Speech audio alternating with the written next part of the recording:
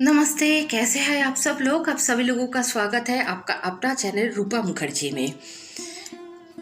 आज हम थोड़ी सी बात करेंगे हिंदू धर्म में मनाए गए विक्रम संवत के तिथि, समय, रीति रिवाज और महत्व और हिंदू नववर्ष के बारे में। लेकिन उससे पहले आप लोगों से निवेदन है, वीडियो अच्छा लगे तो लाइक शेयर कमेंट ज़रूर कीजिएगा, चैनल सब्सक्राइब करके मेरे साथ रहिएगा।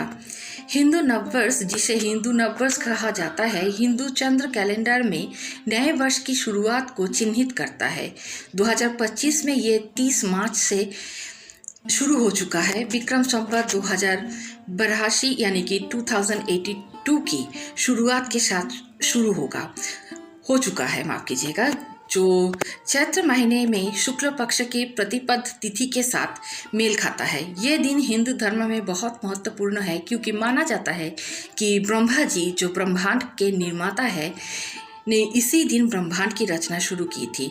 यह नवीकरण, आशा और उत्सव का समय है जब भारत भर के लोग एक नववर्ष की शुरुआत का जश्न मनाने के लिए एकत्र होते हैं। हिंदू नववर्ष का उत्सव एक समान घटना नहीं है, बल्कि इसे भारत के विभिन्न क्षेत्रों में अलग अलग मनाया जाता है। इस दिन के विभिन्न नाम होते हैं जो क्षेत्र के अनुसार भिन्न होते हैं और हर एक के साथ अपने अद्वितीय रीति रिवाज और परंपराएं जुड़ी होती है। उनमें नव संवत्सर, गुड़ी पड़वा, उगादि, पौला बोईशाख और हेत चंद्र शामिल होते हैं।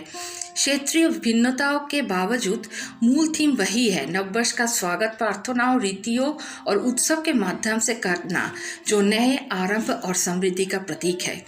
हिंदू नववर्ष का क्या महत्व है?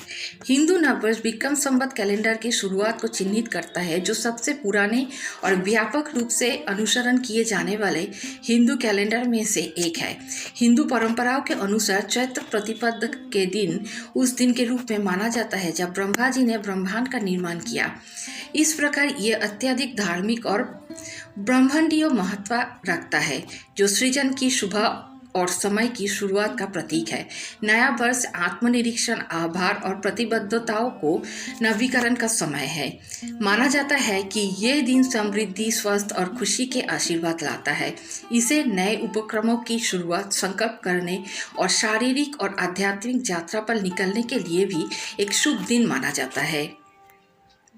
हिंदू नववर्ष का विभिन्न क्षेत्रों में किस नाम से और कैसे मनाया जाता है? गुड़ी पड़वा।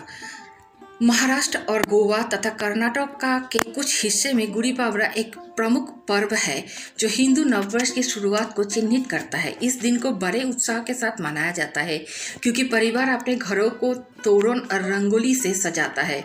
गुड़ी पड़वा का मुख्य आकर्षण गुड़ी को उठाना है, जो एक सजीव ध्वज स्तंभ होता है जिसमें ऊपर एक तांबे या चांदी के बर्तन को रखा जाता है, जो समृद्धि और विजय का प्रतीक है।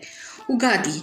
आंध्र प्रदेश, तेलंगाना और कर्नाटका के राज्य में ये त्यौहार उगादि के नाम से जाना जाता है। उगादि का नाम उग और आदि से लिया गया है, जो एक नए युग की शुरुआत का प्रतीक है। ये दिन घरों को विशेष पूजा करने के साथ शुरू होता है, जिसमें नए वर्ष के लिए आशीर्वाद मांगा जाता है। पौला बोईशाख। पश्चिम बंगाल और असम में हिंदू नववर्ष को पौला बोईशाख के रूप में मनाया जाता है। यह बंगाली कैलेंडर की शुरुआत को चिन्हित करता है और यह दिन नए कपड़े पहनने, मंदिरों में जाने और उत्सव का आनंद लेने जैसे जीवंत उत्सव से भरा होता है। बंगाल में एक गुरुत्वपूर्ण परंपरा भगवान गणेश और लक्ष्मी की पूजा करना है, जिससे समृद्धि की आशीर्वाद की मांगी जाती है। व्यापार मालिक खाता पूजने की परंपरा निभाते हैं, जिसमें वे नववर्ष के लिए अपने खाता पुस्तकों को खोलते हैं, जो उनके व्यापार के लिए एक ताजगी की शुरुआत का प्रतीक है। चेटी चंद। सिंधी समुदाय के लिए चेटी चंद को हिंदू नववर्ष के रूप में मनाया जाता है। यह दिन भगवान झूलेलाल की जन्म जयंती का प्रतीक है, जो सिंधी हिंदुओं के संरक्षक संत है। उत्सवों में भक्ति गीति गाने, धार्मिक रीतियों का पालन करने और पारंपरिक सिंधी व्यंजनों का आनंद लेना शामिल है। हिंदू नववर्ष में परंपराएं और रीतियां नया वर्ष घरों की पूरी सफाई और सजावट के साथ शुरू होता है, जो किसी भी नकारात्मकता को हटाने और नए सकारात्मक ऊर्जा के लिए जगह बनाने का प्रतीक है। घरों को फूलों, आम के पत्तों और रंगोलियों से सजाया जाता है, जो समृद्धि और खुशी के लिए एक स्वागतदायक माहौल बनाता है। इस दिन नए कपड़े पहनना एक परंपरा है जो नए शुरुआत और पुराने को त्यागने का प्रतीक है। नए कपड़े नवीकरण और समृद्ध एवं सफल वर्ष के लिए आशा का प्रतीक है।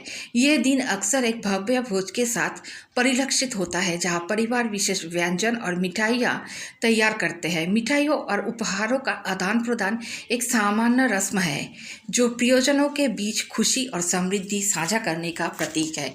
आप सभी लोगों को हिंदू नववर्ष की बहुत बहुत शुभकामनाएं। आज के लिए इतना ही। वीडियो कैसा लगा ज़रूर बोलिएगा। धन्यवाद। नमस्कार।